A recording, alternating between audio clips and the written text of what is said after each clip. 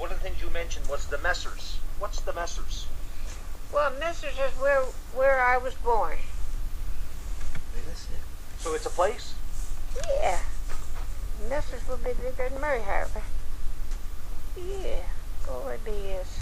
Yeah, Messers will be bigger than Murray Harbour. You know? And I was born there, and I went to school there until I got into grade 4, and then we went to the Burgeo school, and that was about 2 miles away from it. You know, 2 miles. So that's how far you had to walk. Yeah, and we had to walk that in stormy weather and rainy weather and everything. You know what I mean. Yeah. And so you're right on the south coast of Newfoundland. South coast of Newfoundland, yeah. And getting back to going to school, we went in. We weren't allowed to take a lunch to school or anything. And you had to go home for your lunch, walk home for your lunch, walk up to Messers for your lunch. And see, we left school at 12 o'clock, and we didn't have to go back until 2 o'clock. You understand? So that gave us lunch. That gave us time for lunch. That's a long walk. Very long walk. And one morning, now this is true. I shouldn't have. It was so cold. The old principal, I was 5 minutes late, and it was a stormy day and cold.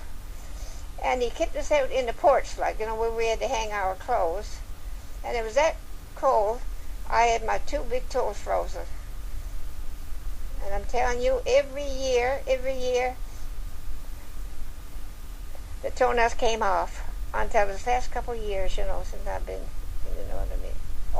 Ever since then? Ever since then, and I went to the foot specialist down there, and they said, "Oh, you'll be crippled up before you're 30. Well, I'm a few years older than 30 years old, and I'm not crippled up yet.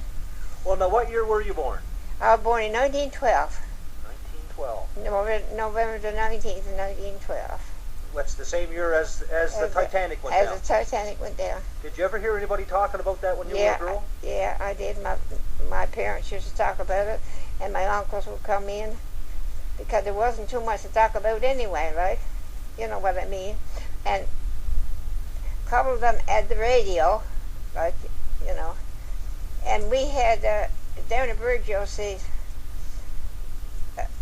they sent the messages by, well, what do you call it? That they... with the key, dot, dot, dot? Yeah, dot, say.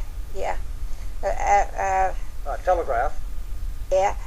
And Dad would go down, he would walk from Mr. to Burgeo about once a day to see what was on the, see what was on the news, because you couldn't get nothing until we got a radio. And now we got a radio. My brother Fred went out to work. He was a school teacher, and he went out to work, and he gave us a radio for a present, And what was that like in the house? Were you glad to get it? Oh, my dear, we had lots of company, don't worry. Neighbors coming in. Well, that's the only connection you had anyway. You know what I mean? And what would you listen to on the radio? What kind of programs were there? Well, there was nice programs on there, but to tell the truth, I can't remember. Was the programming coming out of St. John's, or were you picking up... Well, no, I just wanted... Oh, no, just, just Newfoundland, I guess. I imagine. I wouldn't say for sure, but I imagined it would be, anyway.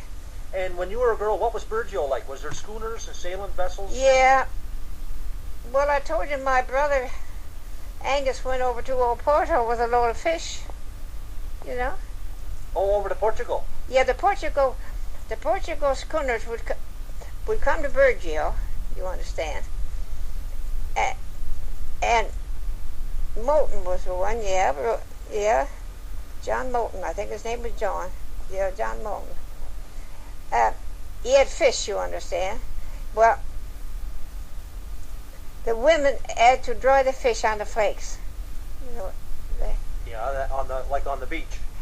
No big flakes made up. Made up. Yeah. Well, say if I go in the yard now and put some stakes in, and you put some... Like tables, kind of thing. or racks to dry. Racks across it, say, yeah. And they would dry this fish, and the schooners would come over from old Portugal, and they'd fill up the schooners, like, fill them up, and they go over. Yeah. And what did your brother say about his trip? Did he? Well, now I tell you what happened to Brother Hank. Coastal boat. Yeah, there was a Porsche and the Glinko. Yeah, great big boat. Yeah. When the boat. Now that's in the summertime. They bring that. But in the wintertime, they used to get as far as Ranmere, and that's 9 miles from Burgeo.